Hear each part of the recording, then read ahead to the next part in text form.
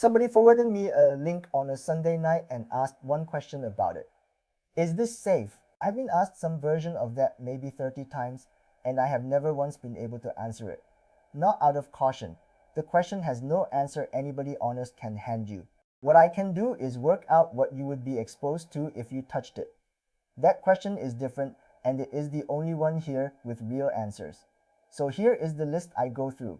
6 questions, then 2 almost nobody asks, and an account at the end of what the exercise is actually worth, which is less than you would like. I am not going to tell you any project is good, and I will not call one a scam. By the end you will see why neither of those is mine to say. Why I am the one saying this.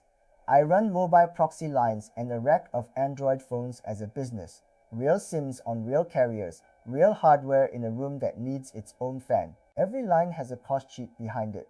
A SIM runs about $10 a month. A modem loses roughly $1.50 a month across the life I get out of it.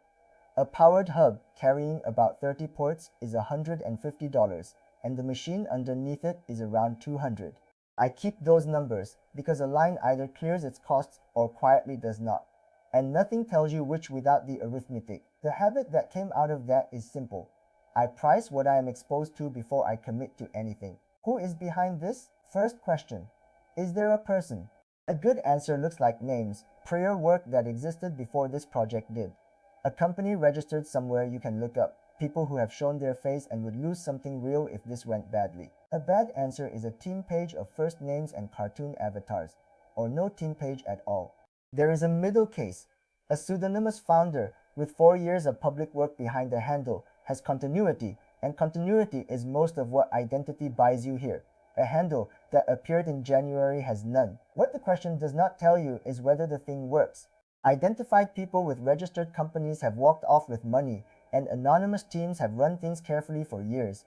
All you learn is whether anybody could be held responsible and how much they would lose by being the reason it fell over. Has anybody independent read the code? Second, audits. A good answer is a full report published from a firm whose other reports you can go and read, dated recently enough to cover the code actually deployed with findings and fixes both visible. The bad answers are the common ones. An audit badge on the homepage with no report behind it. A report dated 18 months before the current version. A link to a PDF that turns out to be a summary of a report you cannot see. Read the scope line. Every real report says which files it looked at. I have read one where the audited contract was not the contract holding the money, and that was stated plainly on page 2, where nobody goes. An audit is not a warranty. Protocols have been drained weeks after a clean report. What it tells you is that somebody competent spent real time on the code and wrote down what they found, which is worth something and stops well short of everything. How much is sitting in it? Third question, and this is the one people find strange. How much value is in those contracts right now? Think about it from the attacker's side. Every dollar in there is the payment on offer for finding a flaw. A contract holding $400 million has had every serious person in this field staring at it for years, and it is still standing. Call that what it is, a long run of failed attempts. A contract holding $200,000 has been examined by roughly nobody, because the reward for the work is small. So the number cuts both ways.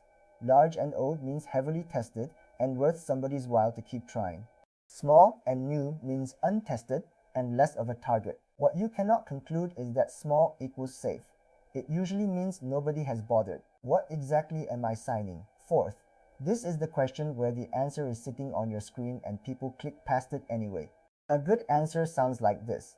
I can read the transaction, I recognize the contract it calls, the amount matches what I intended, and the simulation shows the tokens landing where I expect. A bad answer is that you cannot tell what it does. That is still an answer, and the correct response to it is to stop. Approvals are where this bites. An unlimited approval is standing permission for a contract to move that token out of your wallet at any point in the future without asking again. Plenty of interfaces request one by default because it saves you a fee later. Signatures are the other half. A signature costs no gas and never appears on chain, which makes it feel like nothing happened, and it can still authorize somebody to take your tokens.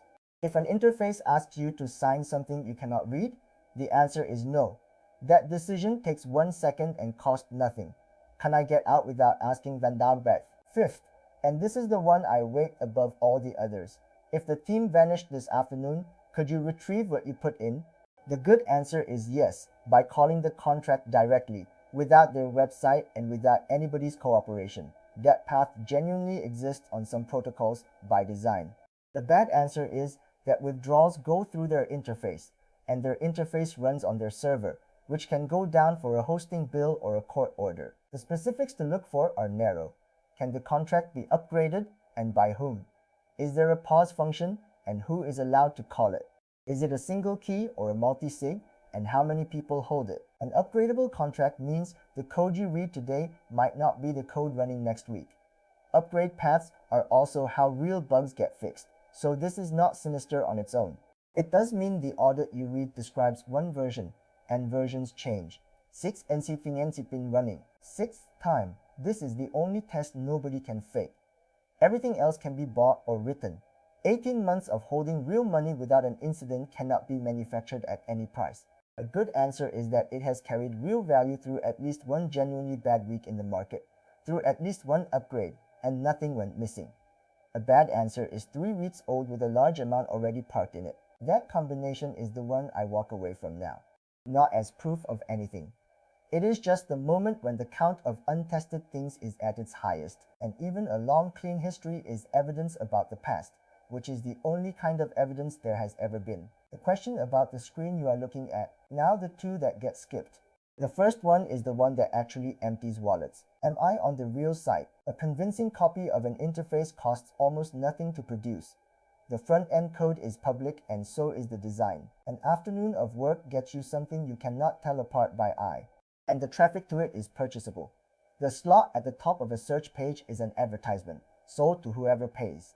Same for a link in a reply on social, a top comment under an announcement, a helpful message from an account in a group chat. The good answer is that you arrive from a bookmark you made yourself, on a calm day, from a source you verified once. The bad answer is that you clicked a link. Here is the detail worth keeping. The fake site works. It loads, it connects your wallet, it looks exactly right.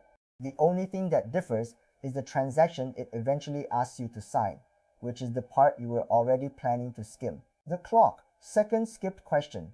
Who started the deadline, and what happens if you miss it? Manufactured urgency is the oldest tool there is for stopping a person from thinking, and far older than any of this. A window that closes tonight, a counter on the page, a claim that expires, a mint ending in 9 minutes.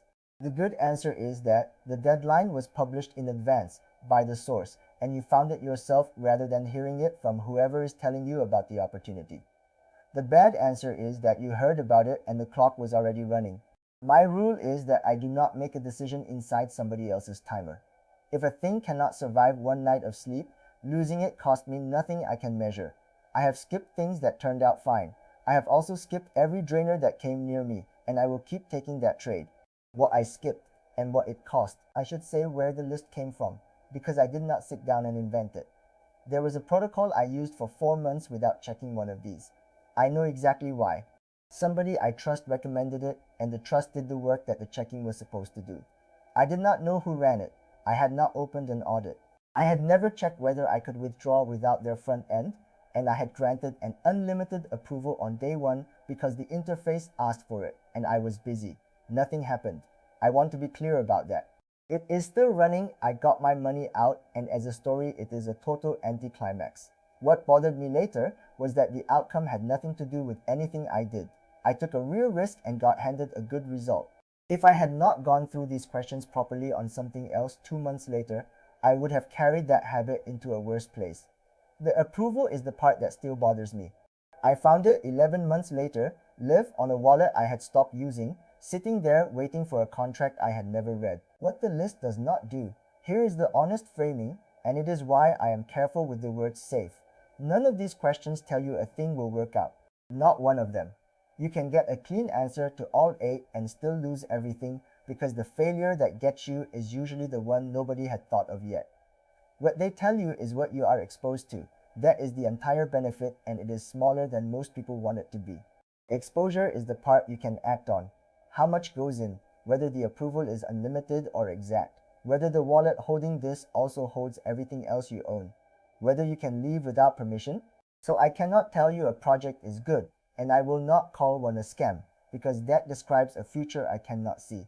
The 8 questions have answers today. They take about 20 minutes to gather, and those 20 minutes are the cheapest thing in this hobby. The disclaimer, meant literally. None of this is financial advice, and I am not going to tell you what any token will be worth. I have no idea. The people who sound most certain about that are usually charging for the certainty. I also cannot tell you that any protocol is safe, and now you know precisely what I mean by that. I can tell you what is knowable in advance, and this list is all of it. The full write-ups, the checklists, and the tooling I actually use are all there. Everything is at airdropfarming.org. Subscribe for more on airdrop farming.